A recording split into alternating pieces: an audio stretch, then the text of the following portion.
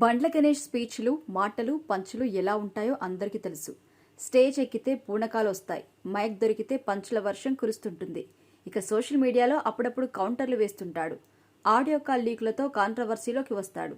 ఇక కొన్నిసార్లైతే ట్విట్టర్లో తన బాధను, ఆవేదనను పంచుకుంటుంటాడు. ఇదే క్రమంలో బండ్ల గణేష్ తాజాగా వరుస ట్వీట్లు వేశాడు. అందులో ఉన్న మ్యాటర్ గమనిస్తే బండ్ల గణేష్ ఎవరి వల్లనో బాగా బాధపడ్డారు అనిపిస్తుంది. జీవితంలో ఎవరిని నమ్మొద్దు, మిమ్మల్ని మీరు మాత్రమే నమ్ముకోండి.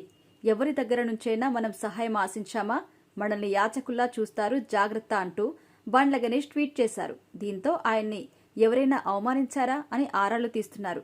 అసలు బండ్లనికి ఏమైంది అంటూ అంతా మాట్లాడుకుంటున్నారు. మళ్ళీ ఏ ప్రొడ్యూసర్ అయినా నో చెప్పాడా? ఇండస్ట్రీ జనాలు మోసం చేశారా? పొలిటికల్ గా ఏమైనా జరిగిందా అంటూ ఇలా మాట్లాడుకుంటూ ఉన్నారు. ఇక బండ్ల గణేష్ అయితే ఇకపై పూర్తిగా సినిమాల మీదే తన ఫోకస్ పెట్టాలని చూస్తున్నారట. పాలిటిక్స్ కి దూరంగానే ఉంటాను అంటున్నాడు. ఇలా ఎన్నోసార్లు మాటలు చెప్పి తప్పాడు కూడా. కానీ కట్ట కాలే వరకు కాంగ్రెస్ ఫాలోవర్ గానే ఉంటాను అని అన్నాడు. ఇప్పుడు అయితే వరుసగా సినిమాలు చేయాలనే ఉద్దేశంతోనే ఉన్నారు అంటున్నారు బండ్ల గణేష్. ఇక గత నెలలో జరిగిన గబ్బర్ సింగ్ రిలీజ్ హంగామాలో బండ్లన్న మాట్లాడిన మాటలు బాగా వైరల్ అయ్యాయి. కానీ ఇంతలోనే ఇలా బాధపడుతూ బండ్లన్న ట్వీట్ వేస్తున్నాడు. తన దేవుడు పవన్ కళ్యాణ్ ఏదైనా అన్నాడా? అసలు బండ్లన్నకి ఏం కష్టం వచ్చిందని ఇలా ట్వీట్లు వేసి ఉంటాడు అనుకుంటున్నారు. మరి బండ్ల గణేష్ ఇప్పుడు సినిమాలు చేస్తాడా? అతనికి హీరోలు డేట్లు ఇస్తారా? ఇలాంటి కాంపిటీషన్లో అసలు బండ్లన్న నిలబడతాడా? ఆడియన్స్ టేస్ట్ కి తగ్గట్టుగా సినిమాలు నిర్మిస్తాడా అన్నది చూడాలి మరి.